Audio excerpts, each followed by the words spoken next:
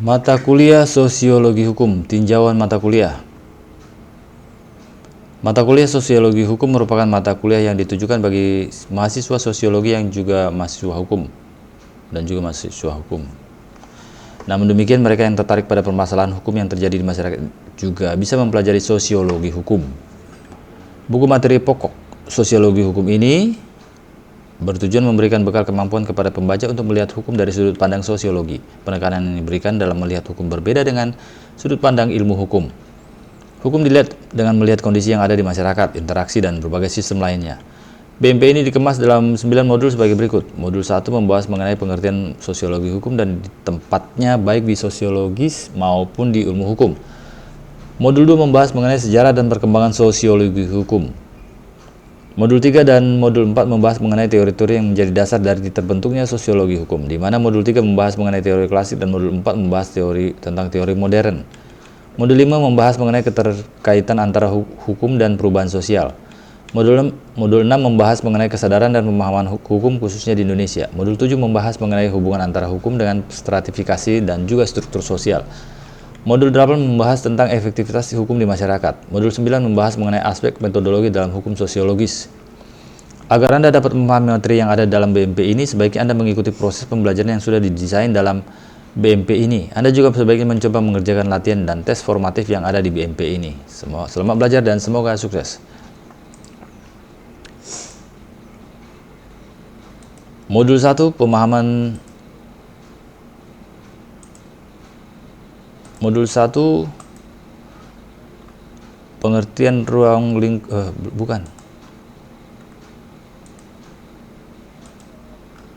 Modul 1 pengertian sosiologi hukum dan tempatnya dalam sosiologi hukum. Pendahuluan. Problematika hukum pada umumnya di negara-negara berkembang termasuk Indonesia biasanya lebih kompleks dibandingkan dengan negara-negara maju. Masalah politik, sosial, dan ekonomi erat kaitannya dengan masalah hukum. Pertanyaan yang umum harus dijawab pelajar dalam hukum sosiologi adalah apa yang dimaksud dengan hukum sosiologi dan apa yang dipelajari dalam hukum sosiologi. Untuk menjawab pertanyaan tersebut akan mudah dipahami dengan melihat hubungan timbal balik antara perilaku masyarakat dan hukum dalam hukum dan sebaliknya. Selain itu, pemahaman terhadap hukum sebagai alat kontrol masyarakat, peran hukum dan perubahan sosial, dan kasus-kasus kesadaran hukum dan kepatuhan hukum akan membantu menjawab kedua pertanyaan di atas. Dalam modul ini dipelajari pengertian sosiologi hukum dan tempatnya dalam ilmu hukum dan aspek-aspek hukum. Modul ini terdiri atas 2 kompetensi, yaitu pengertian sosiologi hukum dan keberadaan dalam ilmu hukum. Dalam kegiatan belajar 1 ini dipelajari pengertian hukum sosiologis dari aspek perilaku hukum dalam masyarakat dan sebaliknya, serta menyoroti hubungan timbal balik antara hukum dengan gejala sosial lainnya. Setelah mempelajari modul ini, mahasiswa diharapkan mampu mengetahui dan memahami tentang hukum sosiologis dan tempatnya dalam sosiologi dan ilmu hukum. Pengertian awalnya adalah manusia mempunyai kerjasama untuk hidup berdampingan satu sama lain, untuk bekerja sama untuk hidup bersama dengan orang lain. Oleh karena itu, kehidupan bersama tersebut akan menimbulkan keinginan dan hasrat untuk hidup secara teratur ketika keteraturan hidup tersebut dapat bersifat subjektif. Sering subjektivitas itu menjadi sumber terjadinya konflik. Kegiatan belajar 1. Pengertian ruang lingkup sosiologi hukum. Pandangan sosiologis hukum secara umum adalah suatu lembaga kemasyarakatan atau institusi sosial dalam konteks berupa perkumpulan nilai-nilai, kaidah-kaidah, dan pola perilaku yang berkisar tentang kebutuhan manusia. Dengan demikian, hukum sosiologis adalah cabang dari ilmu pengetahuan sosial yang mempelajari hukum dari konteks sosialnya. Pengertian sosiologi hukum. Sosiologi hukum merupakan cabang dari sosiologi yang relatif masih muda, namun tetap menjadi penting karena berkaitan dengan aspek kehidupan sosial masyarakat. Sampai saat ini, hukum sosiologis belum mempunyai batas-batas yang jelas, meskipun selalu mendapatkan perhatian secara khusus. Masih belum mendapatkan kesepakatan mengenai pokok-pokok permasalahannya atau masalah yang akan memecahkannya di kalangan ahli hukum maupun sosiologi. Pada awalnya sangat sulit untuk dipahami bahwa antara sosiologi dan hukum dapat dipersatukan, sementara ahli hukum memperhatikan masalah quid juris, sedangkan ahli sosiologi mempunyai tugas yang menguraikan quid facti berdasarkan fakta-fakta sosial dalam masyarakat. Sosiologi hukum adalah ilmu yang mempelajari perilaku hukum warga masyarakat. Menurut Surjono Sukanto, sosiologi hukum adalah suatu cabang ilmu pengetahuan yang secara analitis dan empiris menganalisis atau mempelajari hukum timbal balik antara hukum dan gejala-gejala sosial lainnya. Sukanto 1982. Sedangkan menurut Sacipto Raharja, sosiologi hukum, Sociology of Law, adalah pengetahuan hukum terhadap pola perilaku masyarakat dalam konteks sosialnya. Menurut R.O.C. Salman, sosiologi hukum adalah ilmu yang mempelajari hubungan timbal balik antara hukum dan gejala-gejala sosial lainnya secara empiris dan analitis. H.L.H. Hart tidak mengemukakan tentang definisi hukum sosiologis, namun definisi yang dikemukakannya mempunyai aspek hukum sosiologis. Hart mengungkapkan bahwa suatu konsep tentang hukum mengandung unsur-unsur kekuasaan yang dimaksudkan dalam kewajiban tertentu dalam gejala hukum yang tampak dari kehidupan bermasyarakat. Menurut Hart, inti dari suatu sistem hukum terletak pada ketentuan antara aturan utama atau aturan primer dan aturan tambahan atau aturan sekunder. Aturan utama merupakan ketentuan informal tentang kewajiban-kewajiban warga masyarakat yang bertujuan untuk memenuhi kebutuhan pergaulan hidup, sedangkan aturan tambahan terdiri atas aturan pengakuan, yaitu aturan yang menjelaskan aturan utama yang diperlukan berdasarkan hierarki urutannya. B. Rules of change, yaitu aturan yang mensahkan adanya aturan utama yang baru. C. Rules of adjudicatio, yaitu aturan yang memberikan hak kepada orang-orang untuk menentukan sanksi hukum dari suatu peristiwa tertentu apabila suatu aturan utama dilanggar oleh masyarakatnya. Dan dengan demikian, penulis berpendapat bahwa sosiologi hukum adalah ilmu yang mempelajari segala aktivitas, interaksi, dan perilaku manusia secara timbal balik dengan hukum. Sosiologi hukum adalah ilmu yang secara teoritis, analitis, dan empiris menyoroti hubungan timbal balik antara hukum dengan gejala sosial lainnya. Sedangkan dalam kajian filsafat hukum, salah satu pokok bahasan adalah aliran filsafat hukum. What the hell you mean? Aliran yang menjadi sebab munculnya hukum sosiologis adalah aliran positivisme. Aliran positivisme yang dimaksudkan di sini adalah hukum itu bersifat hierarkis, artinya hukum itu tidak boleh bertentangan dengan ketentuan yang lebih atas derajatnya.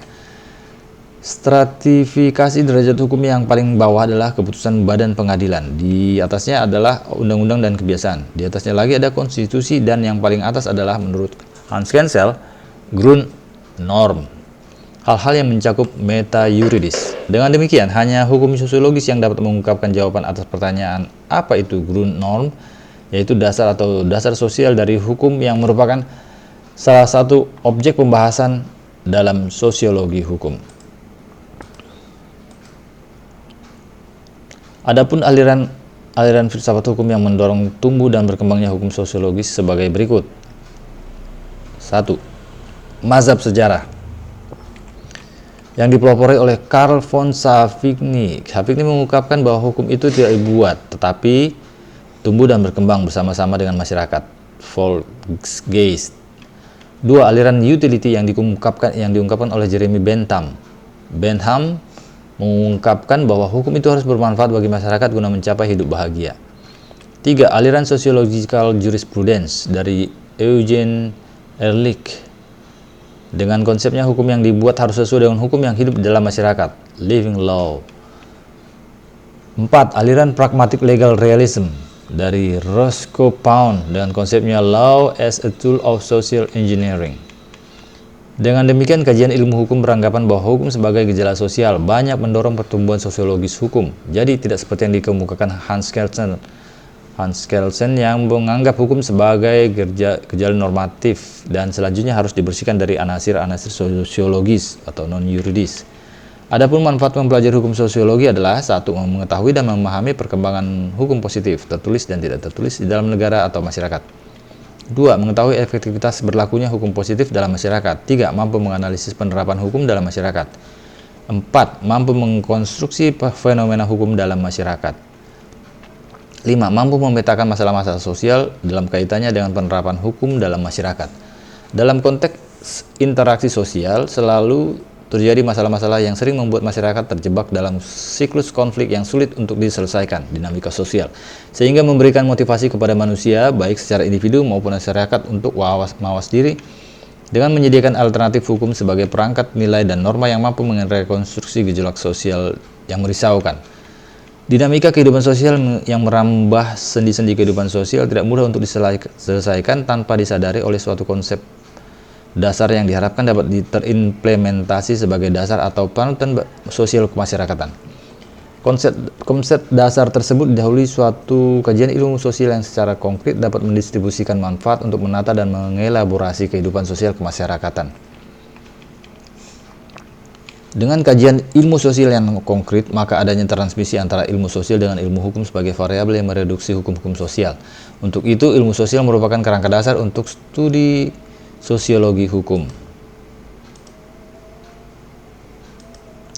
Ilmu sosial dinamakan demikian karena ilmu tersebut mengambil masyarakat atau kehidupan bersama sebagai objek yang dipelajari. Ilmu-ilmu sosial belum memiliki kaidah dan dalil yang tetap ketika oleh bagian terbesar dalam masyarakat. Oleh karena itu, ilmu sosial belum lama berkembang, sedangkan yang menjadi objeknya adalah masyarakat terus berubah.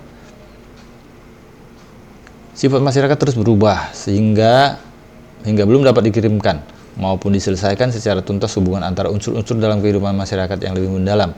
Lain halnya dengan ilmu pengetahuan alam yang telah lama berkembang sehingga memiliki kaidah dan dalil yang teratur dan diterima masyarakat karena objeknya bukan manusia. Ilmu sosial yang masih muda usianya baru sampai pada tahap analisis dinamika, artinya baru dalam tataran masyarakat manusia yang bergerak. Konteks pendekatan sosiologi hukum lebih melihat hukum sebagai bangunan sosial atau lembaga sosial yang tidak terlepas dari bangunan sosial lainnya. Hukum tidak dipahami sebagai teks dalam undang-undang atau peraturan tertulis, tetapi sebagai kenyataan sosial yang berdampak dalam kehidupan. Hukum tidak dipahami secara tekstual normatif, tetapi secara kontekstual. Sejalan dengan itu, maka pendekatan hukum tidak hanya dilandasi oleh sekedar logika hukum, tetapi juga dengan logika sosial dalam rangka pencarian maknanya.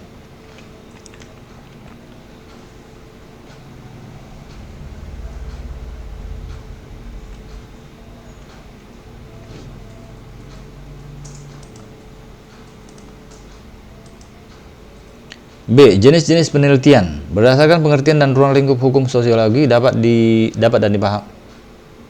dan dipahami bahwa karakteristik kajian sosiologi hukum adalah fenomena hukum di dalam masyarakat dalam mewujudkan 1. Deskripsi, 2. Penjelasan, 3. Tersebar, dan 4. Prediksi. Selanjutnya, akan diuraikan beberapa karakteristik kajian sosiologi hukum sebagai berikut. 1. Sosiologi hukum berusaha memberikan deskripsi terhadap praktik-praktik hukum.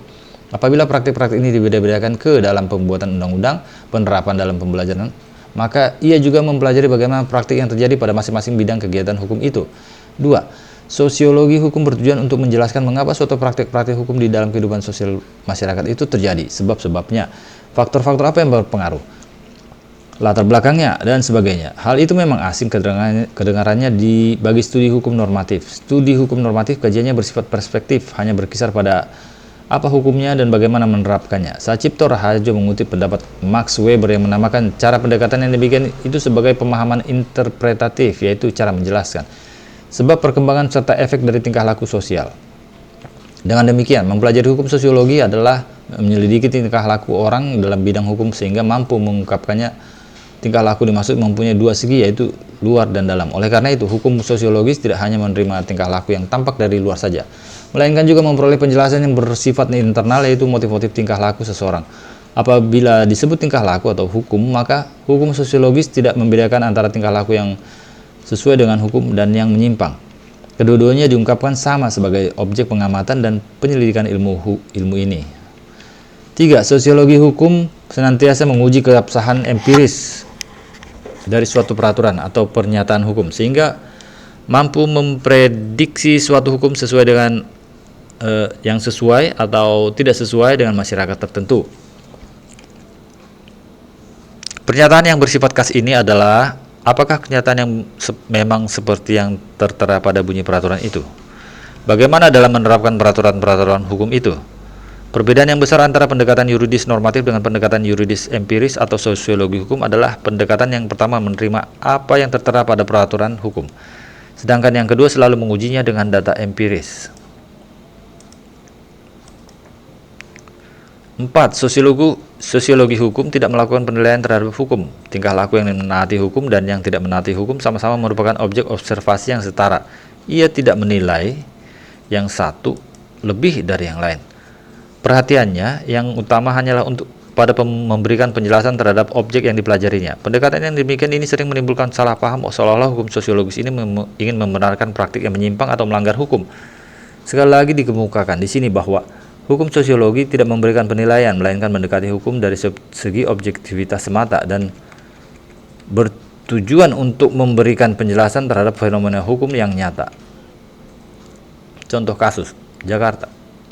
Kasus pengadilan terhadap Nenek Asyani 70 tahun di Situbondo, Jawa Timur, Jatim, menampilkan potret-potret penegakan hukum di tanah air. Penegak hukum seharusnya mengedepankan keadilan restoratif dalam menangani kasus dugaan pencurian 7 batang kayu jati tersebut. Pandangan tersebut disampaikan pakar hukum tata negara Universitas Parayangan Bandung, Asep Warlan Yusuf, dan anggota Komisi 3 Arsul Sani. Mereka pun prihatin karena sang nenek didakwa dengan pasal illegal logging karena tidak dilakukan secara terorganisasi dengan jumlah yang besar.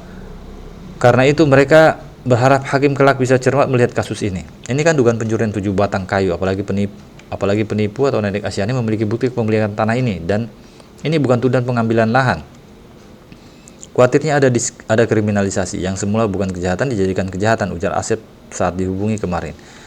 Menurut Asep, dakwaan jaksa yang menjerat Nenek Asyani dengan pasal 12 junto pasal 83 Undang-Undang tahun 2013 tentang illegal logging dengan ancaman 5 tahun penjara tidak tepat, bahkan keterlaluan. Apalagi apa yang dilakukan Nenek Asyani tidak dapat dianggap sebagai illegal logging. Para penegak hukum, khususnya penyidik lanjutnya, harus bisa melihat ini bukanlah pencurian kayu secara besar-besaran yang merugikan negara secara besar sehingga dijerat dengan undang-undang illegal logging. Dia pun memaksa penegak hukum harus membawa dugaan pencurian ini dalam penyelesaian melalui restoratif justice, yaitu penyelesaian yang tidak fokus pada hukuman saja, melainkan perbaikan atau pemulihan perilaku pembelaan. Hukum memang harus ditegakkan, tapi masih ada upaya lain selain menghukum seseorang dengan hukum pidana. Asep juga mengharapkan masyarakat bijaksana dalam mengambil keputusan yang tidak hanya menghukum orang, tetapi juga mengedepankan hati nurani. Sebab kasus pencurian beberapa buah atau batang kayu bukan saja kali ini terjadi. Keadilan bukan sekedar menghukum orang, tapi juga memperbaiki perilaku. Hukuman ini tidak selalu adil, tapi bergantung pada kasus dan dampaknya. Senada, Arsul Sani menilai dakwaan yang disampaikan kepada Nenek Asyani tidak berwawasan keadilan sosial. Dalam menampilkan dakwaan terlalu berat dan tidak sesuai dengan kesalahannya yang mencuri 7 batang kayu jati. Menurut dia, dalam kasus-kasus seperti ini, baik jaksa penuntut umum atau JPU maupun majelis hakim perlu menerapkan konsep keadilan sosial yang bermuara pada keadilan restributif, yakni memeriksa, menuntut, dan memutus perkara dengan mengedepankan rasa keadilan. Jangan hanya melihat bunyi pasal-pasal pidana yang ada dalam KUHP, ucapnya. Ia juga mengatakan agar nenek tersebut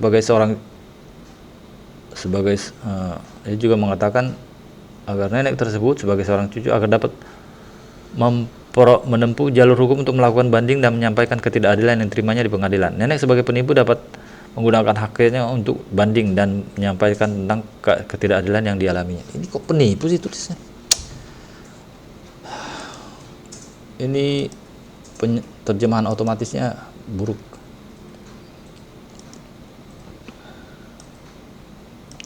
Komisioner Komisi Yudisial Bidang Hubungan Antar Lembaga Imam Masyari Saleh pun berharap pihak aparat penegak hukum melihat kasus ini sebagai komprehensif. Jika memang dikatakan melanggar undang-undang illegal logging, harus dipertimbangkan juga kriterianya. Apakah unsur-unsurnya terpenuhi atau tidak? Baginya pendekatan secara formal yakni pengadilan maupun secara progresif restoratif tidak bisa saja dilakukan. Jika memang proses sidang sudah berjalan, dia berharap hakim memberikan pertimbangan hukum yang luas, terutama apakah benar nenek itu mengambil kayu dengan sengaja mencuri, atau kalau memang benar kayu itu milik negara, berapa sih kerugian yang ditimbulkan? Jadi kita berharap hakim tidak hanya memperhatikan kepastian hukum, tapi juga keadilan dan kemanfaatan, papar Imam di Jakarta kemarin.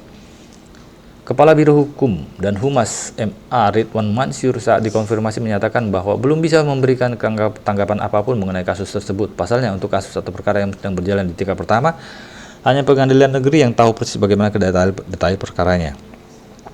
Kita belum dapat info apapun terkait itu. Mungkin bisa ditanyakan langsung ke pengadilan negeri Situbondo, sebut Ridwan. Keempat, karakteristik objek studi hukum sosiologis yang telah diungkapkan di atas merupakan kunci pengetahuan kepada orang yang berminat untuk melakukan penyelidikan dalam studi yang diteliti. Cara-cara menyelidiki hukum dalam bentuk yang demikian itu, orang langsung berada di tengah-tengah studi hukum sosiologis. Apapun objek yang dipelajarinya apabila ia menggunakan pendekatan seperti disebutkan pada butir-butir di muka, maka ia sedang melakukan kegiatan di bidang sosiologi hukum. C. Tantangan sosiologi hukum. Dalam pandangan para sosiolog barat, dasar intelektual sosiologis hukum diletakkan pada hukum alam. Hal itu terjadi karena teori tersebut dapat diibaratkan sebagai jangkar dari hukum modern yang semakin menjadi bangunan yang artifisial dan teknologis. Teori hukum alam selalu membawa kembali sekalian wacana dan institusi hukum kepada dasar yang asli, yaitu dunia, manusia, dan masyarakat. Dia lebih memilih melakukan pencarian keadilan secara otentik daripada terlibat dalam wacana hukum positif yang berkonsentrasi pada bentuk, prosedur, dan proses formal dari hukum. Kebenaran hukum tidak dapat dimonopoli atas nama otoritas para pembuatnya, seperti pada aliran positivisme, melainkan berasal dari yang asli. Kapanpun hukum tetap dipandang sebagai asosiasi manusia yang asli, bukan yang lain. Asosiasi yang otentik itu tidak dapat mati, melainkan akan selalu mengikuti perkembangan dan perubahan hukum, sehingga hukum akan tetap memiliki dimensi-dimensi manusia dan masyarakat. Niklas Luhmann, sebagaimana dikutip dalam Sacipto Raharjo, menyatakan, dalam pemikiran dari hukum alam kehidupan bersama dalam masyarakat manusia tampaknya tidak hanya mengandung satu keharusan normatif abstrak dengan isi yang sewenang-wenang, norma yang hanya merupakan keharusan fungsional dari norma, tetapi juga norma-norma dengan isi yang pasti yang tampaknya menuntut asal-usul dan kebenaran. Dalam pemikiran seperti itu, maka perkembangan hukum pada hakikatnya menarik dan mengkonkretkan substansi hukum alam ke dalam hukum positif. Ia merupakan sekularisasi hukum alam dan menjadikan hukum alam hadir secara temporer dalam masyarakat. Dikatakan pula oleh Niklas Luhmann bahwa pemikiran evolusioner menawarkan kemungkinan relativisasi, sekularisasi, dan temporalisasi hukum alam. Hukum alam itu boleh diibaratkan ruh yang sulit menemukan pemadanan dalam hukum, seperti yang diungkapkan oleh Wolfgang Friedman. Sejarah hukum alam adalah kisah pencarian keadilan absolut umat manusia dan kegagalannya. Hukum alam selalu membayangi hukum positif sebagai pendorong menuju tercapainya keadilan ideal. Dalam kaitan ini, Friedman mengatakan, berulang kali dalam kurun waktu 2500 tahun terakhir, gagasan tentang hukum alam telah muncul dalam berbagai bentuk atau lainnya, sebagai ekspresi dari suatu cita-cita yang lebih tinggi daripada hukum positif.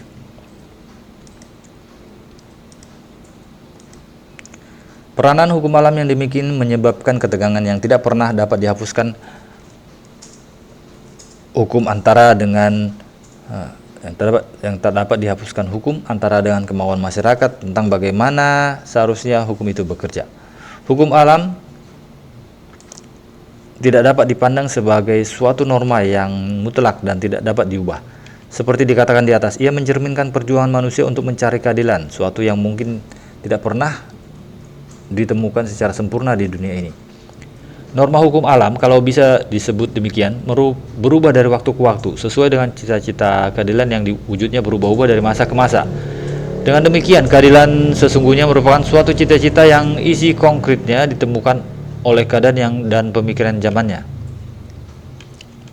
Sosiologi hukum yang berbasis hukum alam, tekanan pentingnya sebagai pemerhati dan penjelas terhadap fenomena dan realitas sosial, meskipun dalam perkembangannya ada keinginan agar disiplin ini juga digunakan sebagai landasan penyelesaian suatu perkara. Berbeda dengan maknanya, penganut hukum sosiologis yang berbasis moral menempatkan hukum bukan sebagai alat untuk mendapatkan keadilan, tetapi juga sebagai alat pendidikan. Memukul anak malah mengajarkan mereka untuk menjadi orang yang suka memukul. Cukup banyak penelitian menunjukkan bahwa anak yang sering dipukul memiliki perilaku agresif dan menyimpang saat mereka remaja dan dewasa. Sekalian dengan fungsi edukatifnya, maka dalam proses hukum selalu melibatkan masyarakat secara transparan, termasuk dalam penerapan hukumnya maupun pemberian sanksi hukum.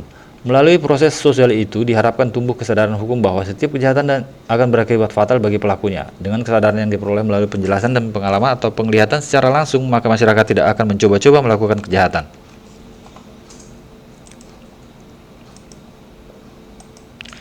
Sosiologi hukum sebagai ilmu terapan menjadikan sosiologi sebagai subjek seperti fungsi sosiologis dalam penerapan hukum, pembangunan hukum, pembaruan hukum, perubahan masyarakat, dan perubahan hukum, dampak dan efektivitas hukum, kultur hukum.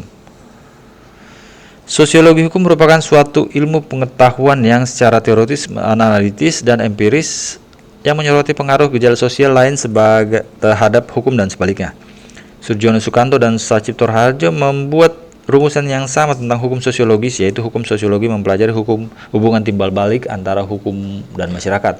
Sedangkan Profesor M. Abduh kurang mendukung pemakaian istilah hubungan karena karena hukum. Bukan manusia yang mempunyai hubungan cinta. Akan lebih tepat jika dikatakan sosiologi hukum adalah bias atau refleksi hukum dalam masyarakat, dan sebaliknya bias atau refleksi ke dalam masyarakat. Sosiologi hukum memiliki kegunaan antara lain memberikan kemampuan bagi pemahaman terhadap hukum dalam konteks sosial. Penguasaan konsep-konsep sosial hukum dapat memberikan kemampuan untuk mengadakan analisa terhadap efektivitas hukum dalam masyarakat, baik sebagai sarana pengendali sosial, sarana untuk mengubah masyarakat, sarana mengatur interaksi sosial agar mencapai keadaan-keadaan sosial tertentu. Sosiologi hukum memberikan kemungkinan serta kemampuan untuk mengadakan evaluasi terhadap efektivitas hukum dalam masyarakat.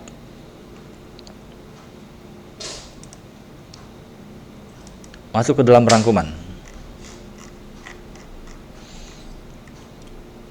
Sosiologi hukum adalah salah satu kekhasan sosiologi yang mempelajari dan mengkaji keterkaitan antara aspek-aspek sosial dan aspek-aspek hukum. Keterkaitan itu merupakan hubungan timbal balik dan saling mempengaruhi produk hukum.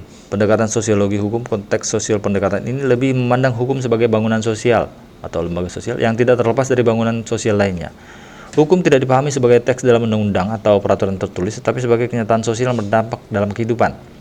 Hukum tidak dipahami secara tekstural normatif, tetapi secara kontekstual. Sosiologi hukum sebagai ilmu penerapan menjadikan sosiologi sebagai subjek seperti fungsi sosiologis dalam penerapan hukum, pembangunan hukum, pembaruan hukum, perubahan masyarakat dan perubahan hukum, dampak dan efektivitas hukum, kultur hukum. Tingkat kesadaran hukum masyarakat dapat dilihat berdasarkan beberapa motif sebagai berikut. 1. Kesadaran hukum disebabkan karena ketakutan terhadap konsekuensi hukum. 2. Kesadaran hukum karena ketakutan akan hubungan sosial dengan orang lain akan menjadi renggang. 3. Hukum karena betul-betul memahami tujuan, fungsi, dan manfaat dari hukum tersebut. Sebagai upaya menunjuk pemahaman hukum secara holistik dan visioner, kiranya diperlukan adanya pergeseran paradigma atau paradigma shift. Ketika kedua pendekatan tersebut dapat digunakan secara sinergis dan komplementer. Artinya, pendekatan terhadap hukum tidak hanya mengambil salah satu, tetapi harus mengambil keduanya secara utuh, sehingga akan dapat dilakukan analisis secara holistik dan komprehensif.